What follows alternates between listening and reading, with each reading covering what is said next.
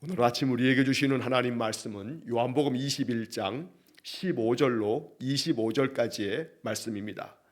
요한복음 21장 15절부터 25절까지의 말씀을 세번역 성경으로 봉독합니다. 그들이 아침을 먹은 뒤에 예수께서 시몬 베드로에게 물으셨다. 요한의 아들 시몬아, 내가 이 사람들보다 나를 더 사랑하느냐? 베드로가 대답하였다. 주님, 그렇습니다. 내가 주님을 사랑하는 줄을 주님께서 아십니다. 예수께서 그에게 말씀하셨다. 내 어린 양떼를 먹여라. 예수께서 두 번째로 그에게 물으셨다. 요한의 아들 시몬아, 내가 나를 사랑하느냐? 베드로가 대답하였다. 주님, 그렇습니다. 내가 주님을 사랑하는 줄을 주님께서 아십니다. 예수께서 그에게 말씀하셨다. 내 양떼를 쳐라. 예수께서 세 번째로 물으셨다. 요한의 아들 시몬아, 내가 나를 사랑하느냐? 그때에 베드로는 예수께서 내가 나를 사랑하느냐 하고 세 번이나 물으심으로 불안해서 주님께서는 모든 것을 아십니다. 그러므로 내가 주님을 사랑하는 줄을 주님께서 아십니다 하고 대답하였다. 예수께서 그에게 말씀하셨다. 내 양떼를 먹여라. 내가 진정으로 내게 말한다. 내가 젊어서는 스스로 띠를 띠고 내가 가고 싶은 곳을 다녔으나 내가 늙어서는 남들이 내 팔을 벌릴 것이고 너를 묶어서 내가 바라지 않는 곳으로 너를 끌고 갈 것이다. 예수께서 이렇게 말씀하신 것은 베드로가 어떤 죽음으로 하나님께 영광을 돌릴 것인가를 암시하신 것이다. 예수께서 이 말씀을 하시고 나서 베드로에게 나를 따라라 하고 말씀하셨다. 베드로가 돌아다 보니 예수께서 사랑하시던 제자가 따라오고 있었다. 이 제자는 마지막 만찬 때에 예수의 가슴에 기대어서 주님을 넘겨줄 자가 누구입니까? 하고 물었던 사람이다. 베드로가 이 제자를 보고서 예수께 물었다. 주님, 이 사람은 어떻게 되겠습니까? 예수께서 말씀하셨다. 내가 올 때까지 그가 살아있기를 내가 바란다고 한들 그것이 너와 무슨 상관이 있느냐? 너는 나를 따라라. 이 말씀이 믿는 사람들 사이에 퍼져나가서 그 제자는 죽지 않을 것이라고들 하였지만 예수께서는 그가 죽지 않을 것이라고 말씀하신 것이 아니라 내가 올 때까지 그가 살아있기를 내가 바란다고 한들 그것이 너와 무슨 상관이 있느냐 하고 말씀하신 것뿐이다. 이 모든 일을 증언하고 또 이 사실을 기록한 사람이 바로 이 제자이다. 우리는 그의 증언이 참되다는 것을 알고 있다. 예수께서 하신 일은 이 밖에도 많이 있어서 이것을 낱낱이 기록한다면 이 세상이라도 그 기록한 책들을 다 담아두기에 부족할 것이라고 생각한다. 아멘. 자, 오늘로 요한복음의 말씀 21장까지의 모든 말씀을 우리가 이제 묵상을 마치게 됩니다. 요한복음 이 전체의 말씀들이 우리에게 복음입니다. 특별히 다른 복음서 마태, 마가, 누가복음과 달리 요한복음은 예수 그리스도께서 말씀으로 이 세상에 오신 성자 하나님이심을, 그래서 요한복음을 통해서 예수님께서는 나는 누구이다, 에고 에이미라고 하는 나는 선한 목자다, 나는 참 포도나무다 라고 하는 그런 여러 가지 당신을 계시해 주시는 말씀도 들려주셨고, 나와 아버지는 하나다 라고 하는 말씀으로 주님께서 성자 하나님 되심을 나타내시는 많은 말씀이 있었고, 다른 복음서에 기록되지 않은 요한복음에만의 아주 중요한 그런 복음의 말씀들을 우리가 한 달 동안 읽어왔습니다. 자, 이 요한복음의 마지막 말씀 21장은 요한복음의 이제 결론과도 같은 말씀입니다. 예수님께서 부활하신 후 제자들을 찾아오십니다. 갈릴리에서 제자들을 다시 한번 만나시는데 어제 본문에서 보았던 것처럼 갈릴리에서 그들을 만나셨을 때 세 번째 만남이었다라고 하는 그런 말씀도 어제 우리가 읽었습니다. 주님께서는 갈릴리에서 제자들을 만나 이제 그들에게 다시 한번 사명을 주십니다.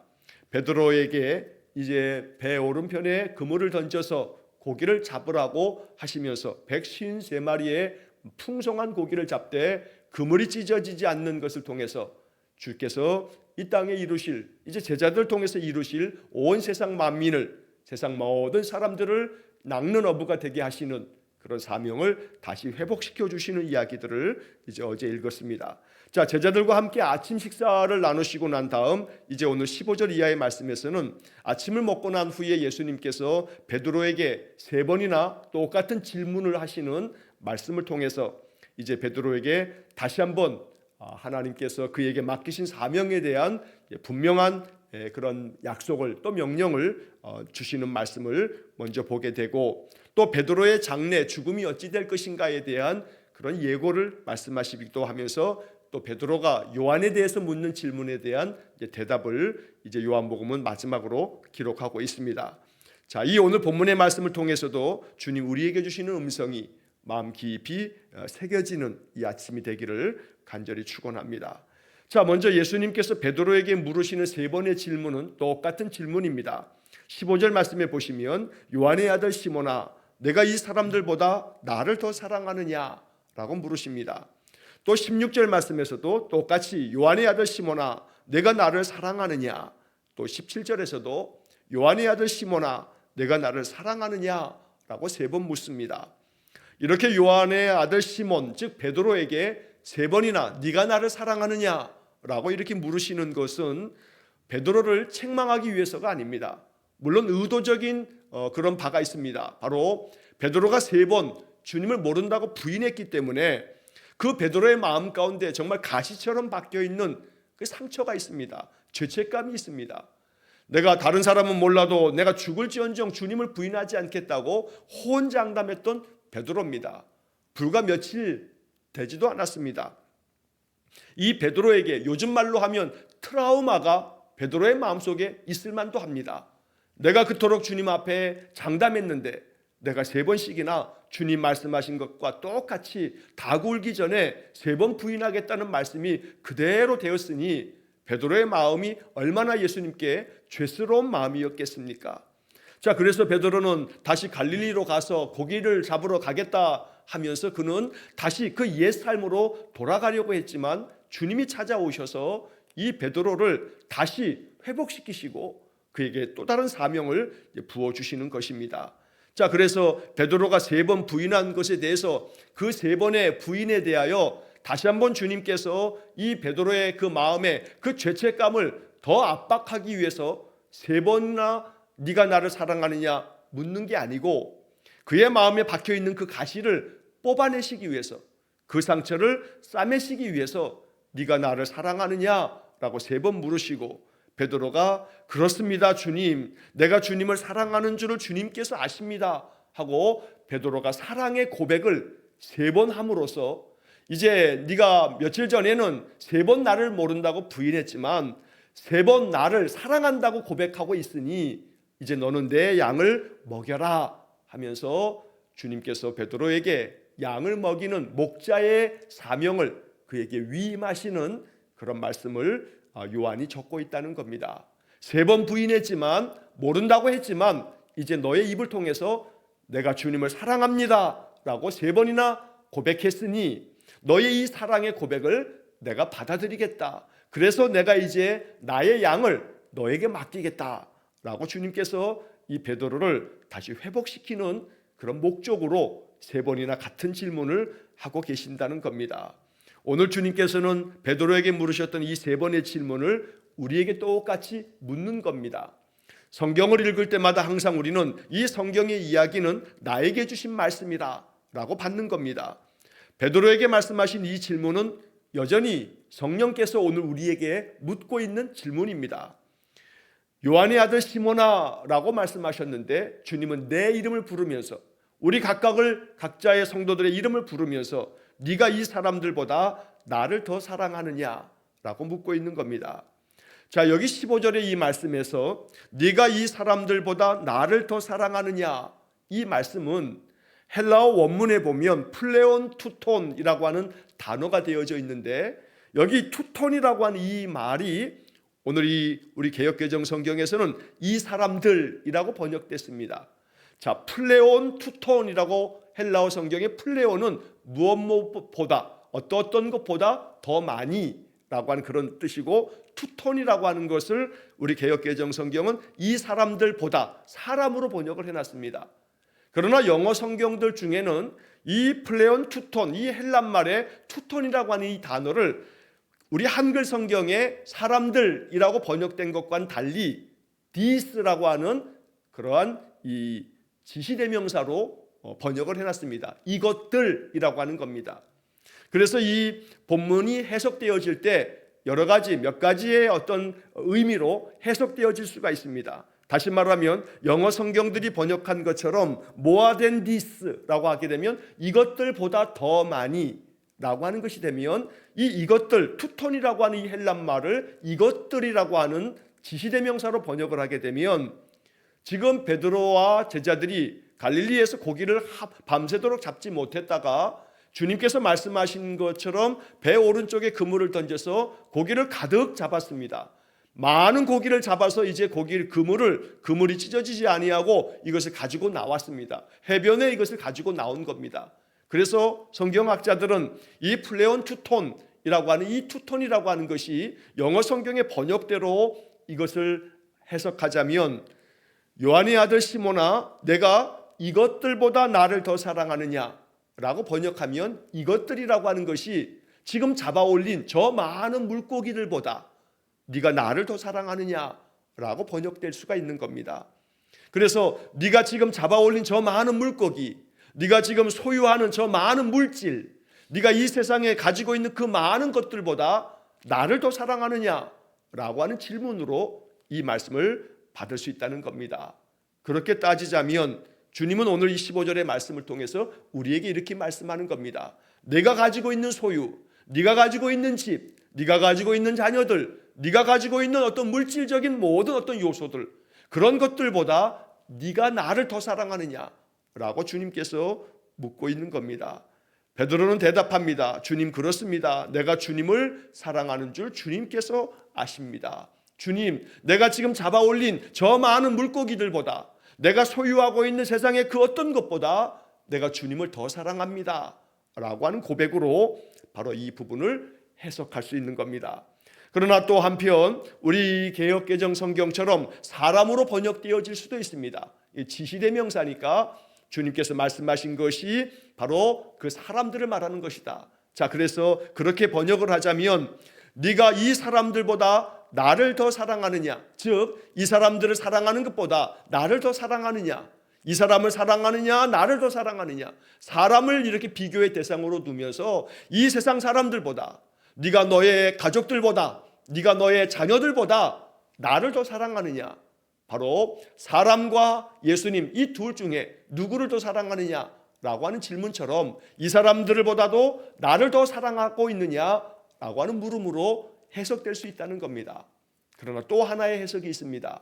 공동번역 성경은 이렇게 번역을 하고 있습니다. 네가 이 사람들이 나를 사랑하는 것보다 더 나를 사랑하느냐. 공동번역은 이 플레온 투톤이라고 하는 이 헬란 말을 이렇게 번역하고 있는 겁니다. 신학적인 입장에 따라서 이 성경의 말씀을 여러 가지 각도로, 여러 가지 그러한 모습으로 번역되어질 수 있기 때문에 이러한 해석들이 다 가능한 것입니다. 공동번역 성경의 번역대로 다시 한번 묵상하면 네가 이 사람들이 나를 사랑하는 것보다 네가 더 나를 사랑하느냐라고 이렇게 공동번역 성경이 번역한 것은 지금 너와 함께 있는 내 제자들, 저 사람들이 나를 사랑하고 있는데 저 사람들이 나를 사랑하는 것보다 네가 더 나를 사랑하고 있느냐라고 하는 질문으로 주님 물으셨다고 공동번역 성경은 그렇게 번역합니다. 어느 하나만 맞는 것이 아니라 바로 이 플레온 투톤이라고 하는 헬란 말이 그렇게 여러 가지 모양으로 번역될 수 있기 때문에 우리가 이 모든 가능성을 다 받아들일 수 있습니다. 자, 그러므로 세상에 내가 가지고 있는 그 어떤 것보다도, 세상의 그 어떤 물질보다도, 세상에서 내가 소유하고 있는 그 어떤 것보다도 내가 주님을 더 사랑합니다. 또 내가 그 어떤 사람들을 사랑하는 거 아끼고 있지만 아무리 내가 사랑하고 아낀다 한들 내가 이 사람들보다는 주님을 더 사랑합니다 라고도 이 말씀을 묵상할 수 있고, 또 저 사람들이 주님을 사랑한다 하여도 나는 저 사람들이 주님을 사랑하는 것보다 내가 더 주님을 더 많이 사랑합니다 라고 이렇게 베드로가 주님께 대답한 것으로 묵상할 수 있는 겁니다.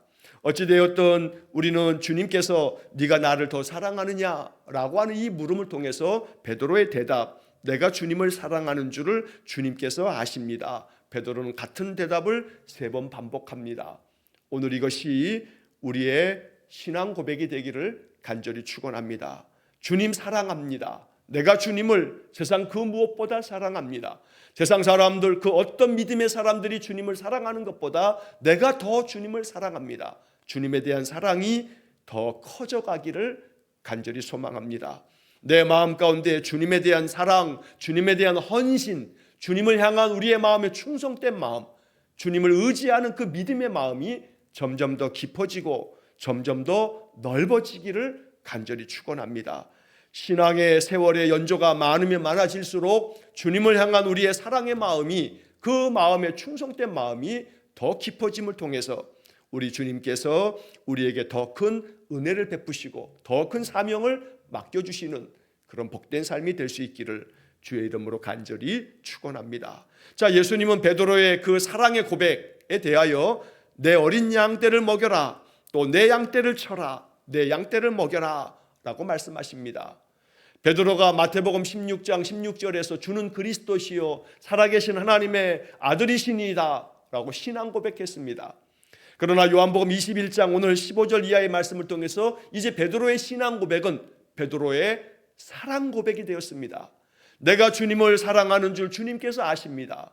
마태복음 16장 가이사랴 빌립보에서의 베드로의 고백은 신앙 고백이었습니다. 주님은 하나님의 아들 그리스도이십니다 라고 고백했다면, 이제 부활하신 예수님을 만난 베드로는 내가 주님을 사랑합니다, 내가 주님을 사랑하는 것을 주님이 아십니다 라고 신앙 고백이 사랑 고백으로 발전되어지고 있음을 우리가 보고 있다는 겁니다. 그러므로 우리 안에 이 2가지 고백이 우리 안에서 흘러넘치기를 간절히 축원합니다. 예수를 나의 구주로 믿고 살아계신 하나님으로 믿고 우리 주 예수 그리스도에 대한 나의 신앙 고백이 있을 뿐만 아니라 내가 주님을 세상 그 무엇보다, 세상 그 어떤 사람들보다, 세상 사람들이 주님을 사랑하는 그 어떤 사랑보다 내가 더 많이 주님을 사랑합니다 라고 이렇게 사랑 고백을 통해 주님께서 우리에게 맡기시는 이제 그 다음 사명, 내 양떼를 먹여라. 오늘 이 말씀은 단순히 종교 지도자들 또 목회자들에게만 주는 말씀이 아닙니다. 이건 우리 모두에게 주시는 주님의 말씀입니다. 주님은 우리에게 이것을 맡겨주시고 있다는 것입니다. 이 세상 모든 그리스도인들은 그리스도를 따르는 제자의 삶을 살도록 부름받은 겁니다. 그러므로 그 제자들에게 주님은 항상 말씀하십니다. 내 어린 양떼를 먹여라, 내 양떼를 쳐라, 내 양떼를 먹여라. 3번 반복하시면서 우리 마음 가운데 이제 우리가 돌보고 우리가 섬겨야 할 양떼들에 대하여 주님 말씀하고 계신다는 겁니다. 이 양떼는 내 가족일 수도 있습니다. 내 부모님일 수도 있고 내 배우자일 수도 있고 내 자녀들이나 내 손자녀들일 수도 있습니다. 내 형제들일 수도 있고 직장의 동료일 수도 있고 내 친구들일 수도 있습니다.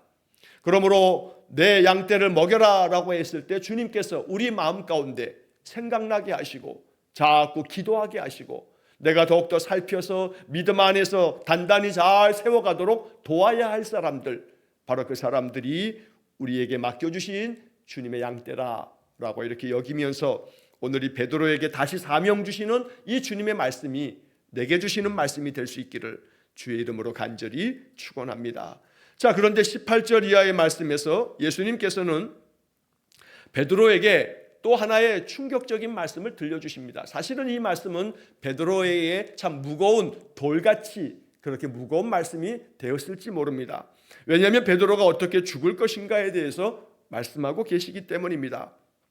자, 여기 18절 말씀에 내가 젊어서는 스스로 띠를 띠고 내가 가고 싶은 곳을 다녔으나 내가 늙어서는 남들이 내 팔을 벌릴 것이고 너를 묶어서 내가 바라지 않는 곳으로 너를 끌고 갈 것이다. 자, 이 말씀 그대로 베드로는 늙어서는 남들이 너의 팔을 벌릴 것이고 너를 묶어서 내가 바라지 않는 곳으로 너를 끌고 갈 것이다. 교회의 전승에 의하면 베드로는 AD 64년경에 순교를 당했다고 전해지고 있습니다.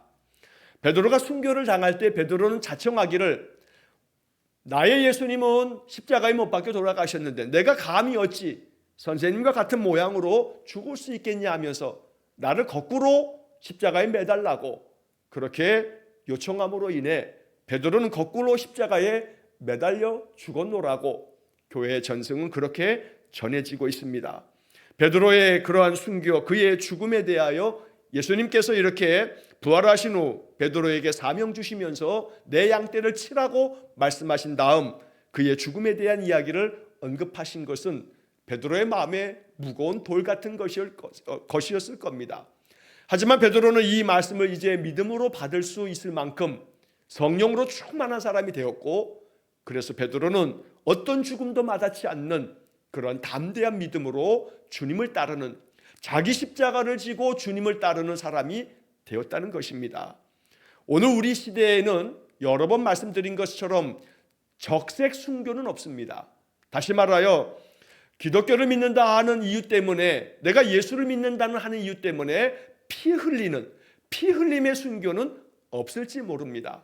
그러나 적색 순교는 없지만, 피 흘림의 순교는 없지만, 그러나 백색 순교가 우리의 삶에, 우리 인생 가운데 있을 거라고 이렇게 우리가 이야기를 합니다. 여기서 말하는 백색 순교라고 하는 것은 바로 우리의 인생의 삶을 순결하게, 또 정결하게, 깨끗하게, 이 죄악 많은 세상에서, 어둠 가득한 세상에서 백색의 마음으로, 깨끗하고 정결한 마음으로 살아가는 것이 바로 순교와 같은 그런 마음이 아니면 그렇게 살아갈 수 없는 어두운 세상 속에, 죄악된 세상에서 우리가 살아갑니다. 그래서 내가 고통을 겪어야 되는, 피 흘려야 하는 적색 순교는 없겠지만, 그러나 이 땅에서 그리스도인으로서 살아감에 있어 정결한 그리스도의 신부로, 하나님의 거룩한 백성으로 거룩한 삶을 살아가는 것을 백색 순교라고 이렇게 지칭하는데, 바로 그러한 삶을 살아가는 것이 자기 십자가를 지고 살아가는 성도의 모습일 것입니다. 자, 한편 28절의 말씀을 가만히 생각해 보면 이 말씀은 우리 모든 인생을 지칭하는 말씀처럼 해석될 수도 있습니다. 젊어서는 스스로 띠를 띠고 내가 가고 싶은 곳을 다녔으나, 사실 그러합니다. 우리가 젊을 때는 내 마음대로, 내가 가고 싶은 대로 가고, 내가 하고 싶은 대로 하고, 자기 자아가 원하는 대로 그렇게 주장하면서 살아갈 수 있습니다. 또 스스로 띠를 띠고라고 하는 것처럼 스스로 모든 것들을 자기가 원하는 대로 다 하면서 살 수 있습니다. 그러나 늙어서는 남들이 내 팔을 벌릴 것이고 라고 하는 것은 바로 베드로에게는 남들이 너의 팔을 벌려서 너를 십자가에 매달을 거다라고 하는 것을 예고하고 있는 말씀이지만, 그러나 우리 인생도 또 그렇습니다. 젊어서는 내가 가고 싶은 곳도 가고 내가 하고 싶은 것도 다 하면서 살 수 있지만, 늙어서는 많은 병이 찾아오고 점점 기력이 쇠하여지고 내 스스로도 기거동작하기도 어려운, 그래서 내 팔을 누군가 지탱해주고 또 붙잡아주지 않으면, 내 팔을 벌려주지 않으면 내가 내 스스로 내 몸을 움직일 수 없는 그런 시대가 우리에게 찾아옵니다. 그러다 보면 너를 묶어서 내가 바라지 않는 곳으로 너를 끌고 갈 것이다 라고 하는 것이 어쩌면 우리 인생들의 모습을 보여주고 있는 것처럼 느껴지기도 합니다.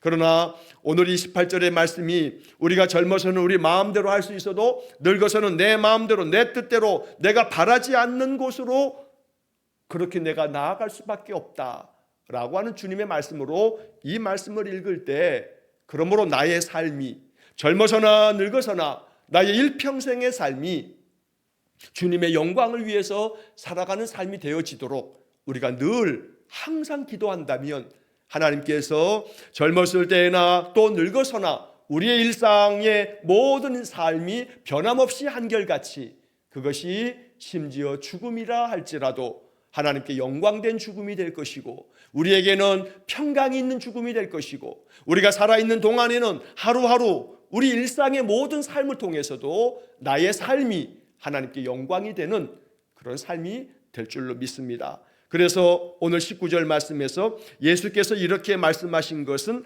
베드로가 어떤 죽음으로 하나님께 영광을 돌릴 것인가를 암시하신 것이다. 요한복음이 기록된 때는 AD 90년경입니다. 베드로가 죽은 것은 AD 64년경입니다. 다시 말하면 요한은 베드로가 순교를 당한 이야기를 다 알고 있습니다. 그래서 요한은 이 복음서를 나중에 훗날 베드로가 죽고 난 다음에도 거의 한 30여 년이 지난 다음에 이 요한복음을 기록할 때 예수님께서 그때 베드로에게 말씀하셨던 지금 여기 18절 기록, 젊어서는 네가 스스로 띠뛰고 네가 가고 싶은 곳을 다녔으나 늙어서는 남들이 너의 팔을 벌릴 것이고 그리고 너를 묶어서 네가 바라지 않는 곳으로 너를 끌고 갈 것이다. 예수님 그때 말씀하신 것이 베드로가 어떻게 죽을 것을 암시하신 것이었구나. 요한은 베드로의 순교까지 다 보고 들었기 때문에 이 복음서에 바로 그때 예수님의 말씀이 베드로의 죽음을 암시하셨던 말씀이라고 바로 여기 19절에 기록하고 있다는 겁니다. 그래서 우리는 19절을 이렇게 읽어낼 수 있어야 합니다. 베드로가 어떤 죽음으로 하나님께 영광을 돌릴 것인가를 암시하신 것이다. 여기서 중요한 단어는 죽음이라고 하는 단어가 나오고 영광이라고 하는 단어가 나옵니다. 사도 요한은 이 요한복음을 기록하면서 주님께서는 베드로에게 말씀하신 것이다. 이제 네가 이렇게 죽을 것인데, 이렇게 순교를 당할 것인데 너의 죽음은 하나님께 영광을 돌리는 죽음이 될 거다. 그래서 죽음, 이것은 곧 영광이라고 하는 도식을 요한은 이 19절에 기록함으로써 우리에게 영적 교훈을 주고 있다는 것입니다.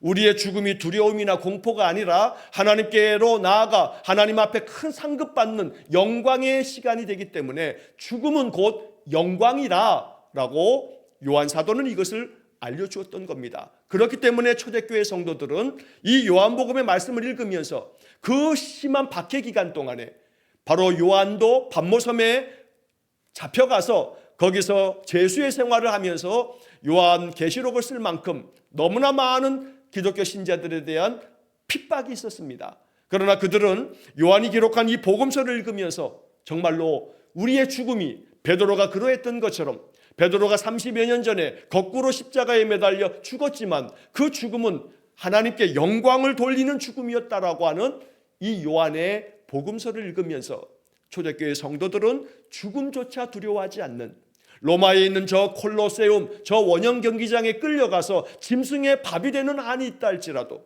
로마 시내의 장대에 매달려 몸이 화형당하는 그런 고통을 겪는다 할지라도 죽음이 곧 하나님 앞에 나아가 하나님께 얻는 큰 영광이라고 믿었기 때문에 그들은 신앙을 지키면서 부활하신 예수 그리스도를 전하면서 그들은 순교를 마다치 않았던 겁니다.